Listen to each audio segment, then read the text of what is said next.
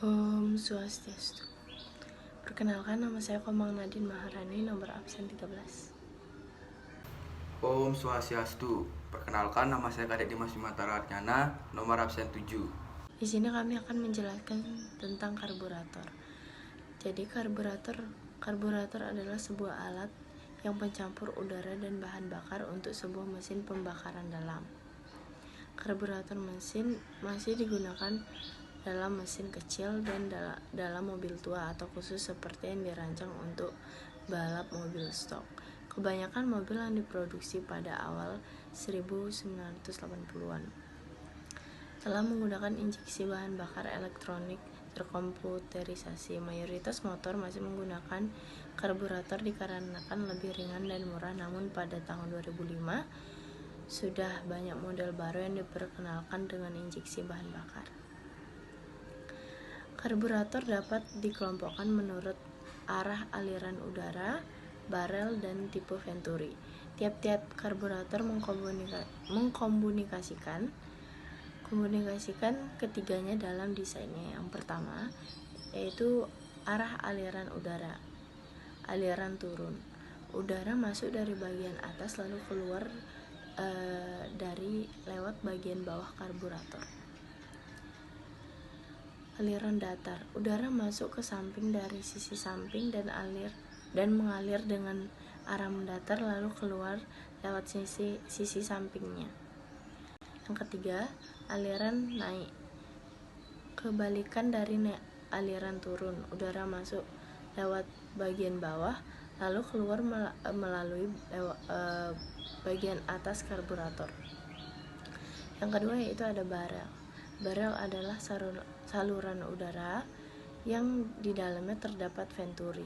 Single barel hanya memiliki satu barel, umumnya digunakan pada sepeda motor atau mobil dengan kapasitas mesin kecil.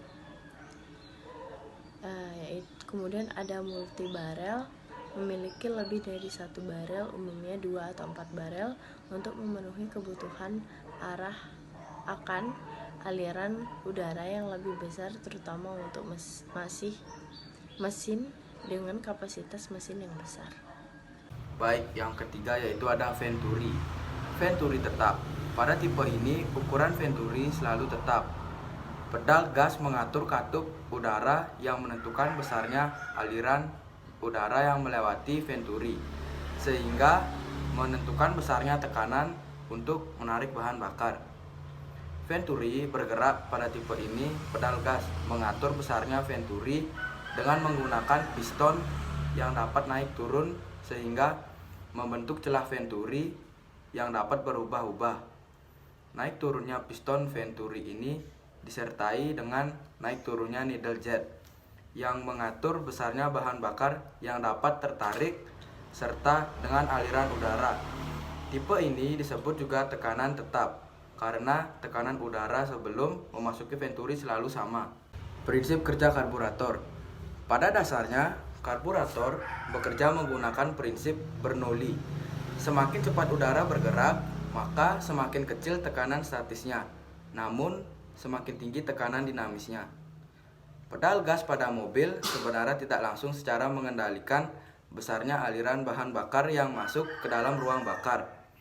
Pedal gas sebenarnya mengendalikan katup dalam karburator untuk melakukan besarnya aliran udara yang dapat masuk ke dalam ruang bakar. Udara bergerak dalam karburator. Inilah yang memiliki tekanan untuk menarik serta bahan bakar masuk ke dalam ruang bakar. Komponen di dalam karburator dan fungsinya. Yang pertama yaitu ada jarum pelampung. Jarum pelampung adalah sebuah jarum yang berbentuk lancip seperti katup yang menekan sebuah lubang. Yang kedua ada pelampung. Pelampung adalah sebuah komponen yang terbuat dari plastik ringan yang mengambang pada zat cairan, khususnya bensin. Yang ketiga, mainjet. Mainjet adalah saluran utama di dalam karburator motor yang menghubungkan bensin di dalam ruangan pelampung ke dalam venturi di tengah saluran udara ke intake. Di sinyal bensin akan tersuplai keluar. Yang keempat ada needle jet. Needle jet adalah jarum berbentuk tirus dengan ujung lancip. Jarum ini dipakai untuk mengatur volume bensin yang keluar dari main jet. Yang kelima yaitu ada skep atau katup gas. Katup gas ada pada motor, bukan berbentuk koin seperti karburator mobil, tapi berbentuk tabung yang bergerak naik turun. Gerakan naik turun ini membuat diameter venturi bervariasi. Itulah sebabnya karburator pada motor masuk ke dalam tipe variabel venturi kecepatan konstan. Yang keenam yaitu ada pegas katup gas. Pegas ini terletak di bagian atas karburator, tepat pada tutup pengatur katup gas. Fungsi pegas ini adalah untuk menjaga katup agar tetap tertutup ketika kita tidak menarik pedal gas dan membalikan posisi katup ketika kita melakukan deselerasi. Yang ketujuh ada pilot jet.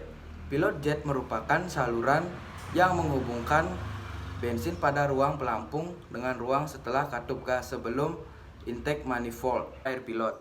Saluran ini terletak memanjang dari ruang sebelum katup gas menuju ruang setelah katup gas.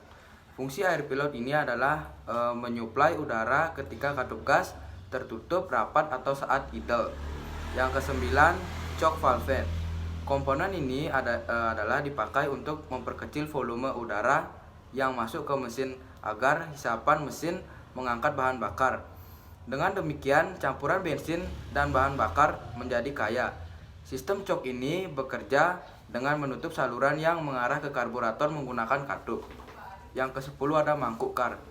Mangkuk ini berfungsi untuk menampung bensin yang akan disuplai ke venturi. Selain itu, mangkuk ini dijadikan cover pelindung komponen karbu seperti pelampung dan main jet. Mangkuk karbu diharuskan bisa menampung bensin tanpa bocor dengan tekanan yang stabil. Yang ke-11 ada skrup penyetel. Ada 2 buah skrup penyetel pada karburator. Yang pertama, skrup pengatur udara pilot jet. Ini dipakai untuk menentukan jumlah udara yang masuk saat idle tanpa memakai sistem choke.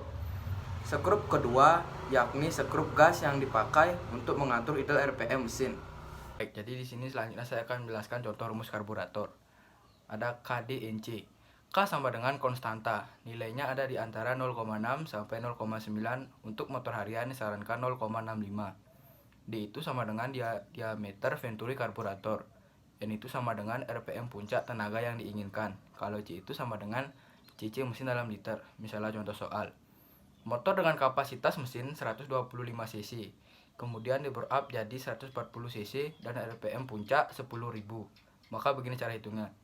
D sama dengan K dikali akar C kali N, sama dengan 0,65 dikali 0,14 kali 10.000, sama dengan 0,65 dikali akar 1400, sama dengan 0,65 dikali 37,4165, sama dengan 24,32077.